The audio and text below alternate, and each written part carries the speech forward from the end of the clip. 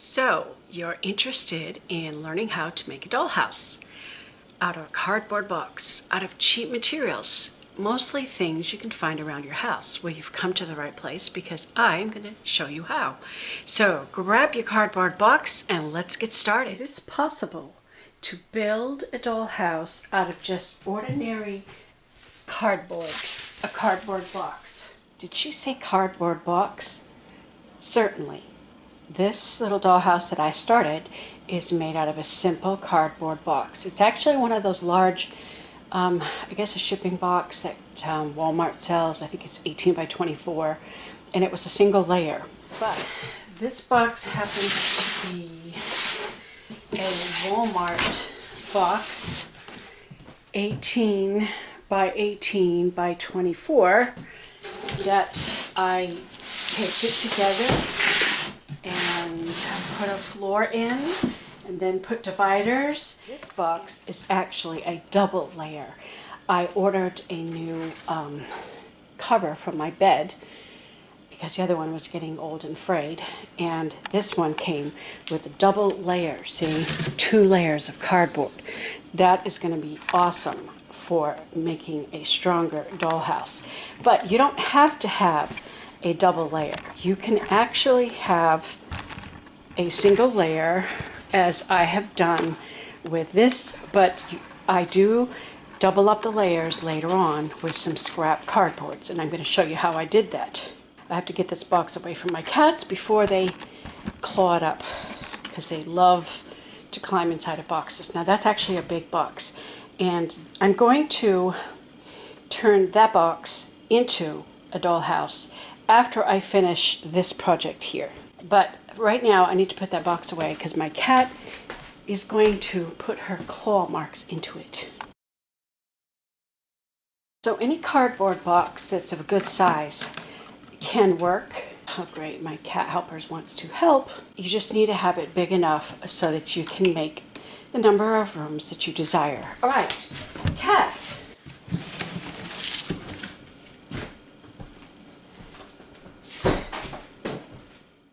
A large box. It came from Amazon, and it's got nice big pieces of cardboard, so I don't want to throw that away because I can always use that to strengthen a single layer box.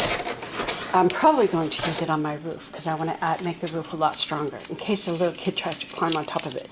Right now my roof is 2 layers thick. I want it to be 3. But let's look at some other building materials. Chipboard. It comes in varying thicknesses. Most of these, you can see there's a 12 by 12. It came with my scrapbooking pages, so you should come on the back. If you buy any kind of paper, drawing paper, watercolor paper, the back of the book is going to have a piece of chipboard, which is a pretty sturdy material. You can even glue them together to make it even stronger. These are excellent building materials, and usually they're free. You can find them in all kinds of packaging of paper goods, scrapbook pages. Get some in it. So I always save this, and so that's a free material. Posterboard, it's very thin, but it can be useful as well for smaller projects. An excellent material is foam core. It's it's got a paper on both sides, and it's got a layer of foam. That's why it's called foam board. I use this to go usually on the back side of artwork that I frame, and so I always save my scraps because you can build so many things out of it. It's fairly sturdy. You can use this as an excellent material to build walls. And then I discovered, I am an artist, and I'm always cutting out picture frames, and I had cut out a whole bunch of brown picture frames, and this is the center hole that I cut out the window where the artwork goes. One side is white and the other is color. I was thinking, I wish I'd thought of this sooner, but these come in colors, and I have a whole bunch of it because I save everything. These would make excellent walls. I wound up using some that were white to put on my ceilings. I cut them to size and put them in on the ceiling, and that worked really great. You can also cut these up. I am using white strips to make my siding.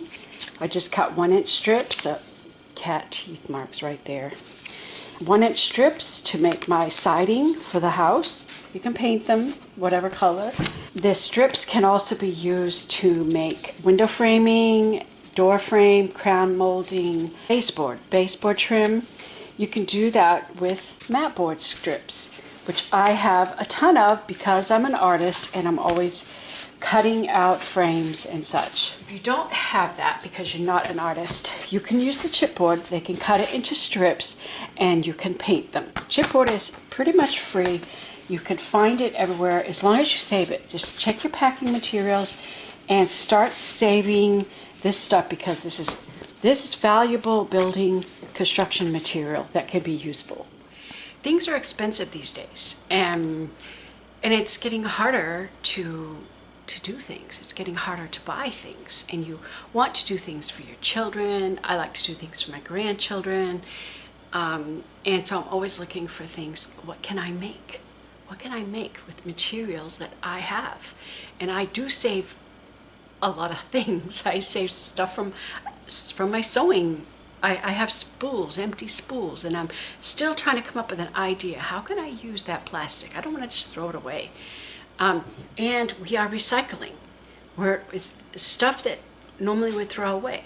It would normally go into the trash. I am recycling it and make it into something useful. Making it into a toy. My aim is to make it a durable toy. It will hold up to children, but not to cats. I have a problem with cats. My goal is that this is an affordable thing. Using what supplies you have, and if you don't have the specific supplies that I use, there might be something alternative or similar that you could use. And so I'm going to show you how to find those materials, source those materials from what you have, give you some options of materials, and then I'm going to show you how to use them. Because I'm a crafter, because I make cards and I do scrapbooking, I'm an artist and I frame artwork, I have available all kinds of resources. Where did I get the material for this window? I had it right in my house. I didn't even know I had it. But if you do any kind of crafting, if you're a seamstress, okay, I'm going to be using fabrics too because I have to make curtains and I have to make bed covers because I'm going to make furniture out of cardboard. But when I get done with it, you won't even know at first glance that it's made out of cardboard because it's not going to look like cardboard. I don't know if you've seen my castle. I made a castle. It looked like stone. It looked realistic. Everybody was like, wow, that is so amazing. And it was made out of paper and cardboard. So you'd be surprised what is possible with paper and cardboard. I have a playlist, paper cardboard projects that you can look at and see the possibilities if that's a new concept to you. And here is another free resource. These are sample wallpapers. They can make great wallpapers. Could you imagine that as a wallpaper? Now some of the prints may be big. This is pretty. It's just a little big, but it could work. I use it for junk journals. I use it for card making. And DollHouse. Okay, here's one. That could definitely be a wallpaper for DollHouse. But this is free. Go to your paint store, your local paint store, and ask if they have any outdated wallpaper sample books, and you can get them for free. Some of it you can use, some of it you can't. In this house, these 3 rooms came out of this book. This room came out of this book. I don't think I've used this one. I found material that looks like tile, a wallpaper. I try to make sort of a rug with some textured paper here and there and there. So the only thing is the wallpaper samples, you only get one. And so you have to combine similar colors to fill. So I used 3 papers to do the walls of each room. But hey, it's free, and I love free. Don't you like free? The attic floor was different squares cut of the same texture from one of the books, and we just pieced it together like carpet squares. to cover the floor because I didn't have any wallpaper that would cover that entire area big enough. So yeah, there's so many possibilities that you can do with free supplies. My aim with this project is that you can do this. I will show you how, step by step. I will I'm working on a series of videos to show every facet of working on the house. Now, since this house is kind of a house already in progress, I can't show you how to put up the walls in this project, but I will in a future video. First thing I want to do is cut the flaps of this box. I'm using a craft knife.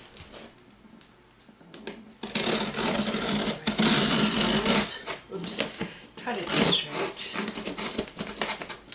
I lost it.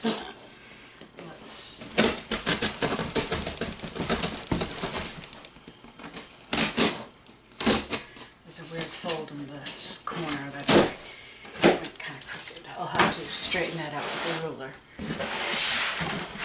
Save all of these pieces because this is double thickness and that'll be useful. Let me try cutting from the inside. It probably won't do as well.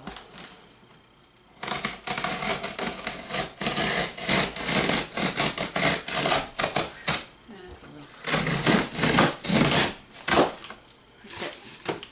okay. Now, as I look at my box, this is a really long box that way. If I were to put a floor in here, those are some very high floors. Might be a little too high.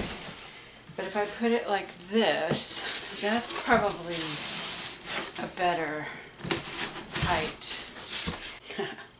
And of course, wouldn't you know, a cat wants to be in the box. Don't scratch. Don't scratch.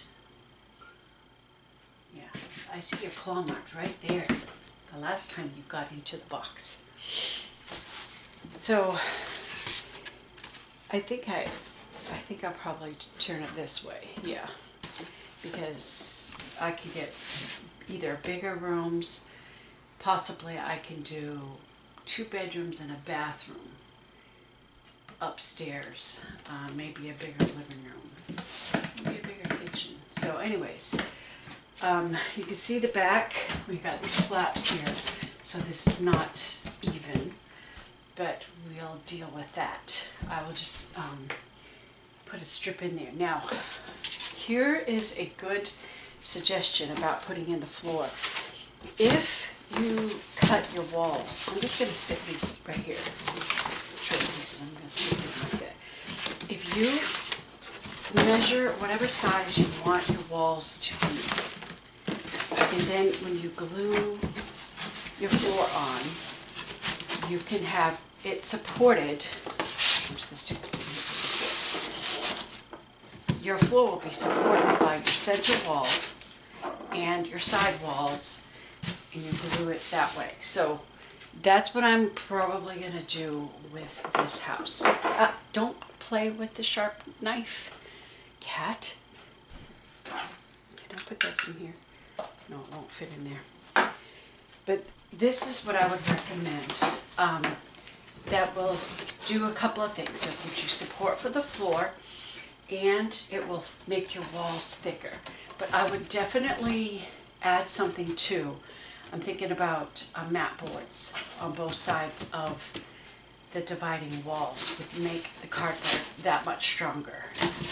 I would cut a piece for the side walls and also for the back, so that the floor is well supported on 3 sides plus your divider wall on the bottom.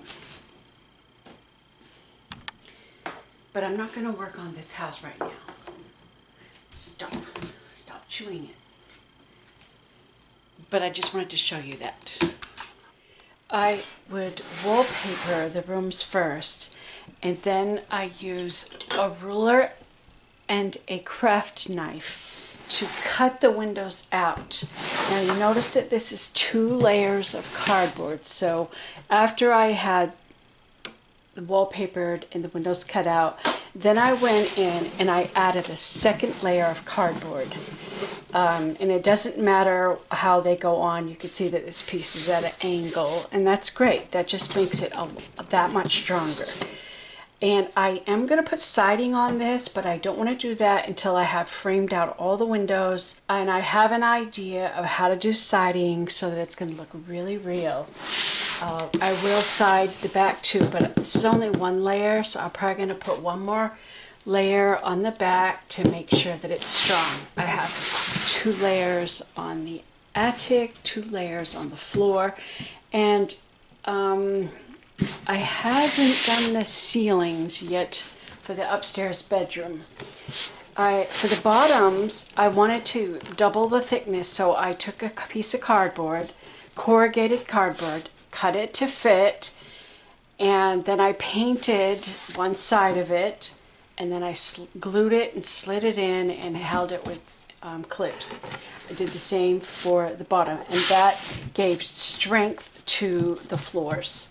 I wish I had doubled up the walls because I feel like that's kind of weak. That's why I'm doing this. This will make it much stronger, doing what I'm doing here with the door frame and finishing off the edge of that. And I will finish this off too. I'll have to get it smooth, and I want to cover it off so it all looks nice and neat to make a very inexpensive dollhouse for a child using whatever scraps you can get your hands on. So this will be a fun little project. I hope you will tune in for future episodes as we work on turning this ordinary Walmart cardboard box into a dollhouse. I haven't decided about any windows on the back walls. I may or may not. I need to build stairs. That's another project. I have decided how I'm going to do the stairs. They're going to go up, they'll have a landing, and then they'll go up that way. I have the floor already, the hole already cut. There will be a railing around here, and I have an idea on how to do that.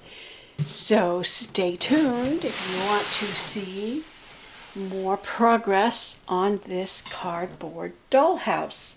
Very inexpensive. I'll do shingles on the roof. I'm going to do the whole thing.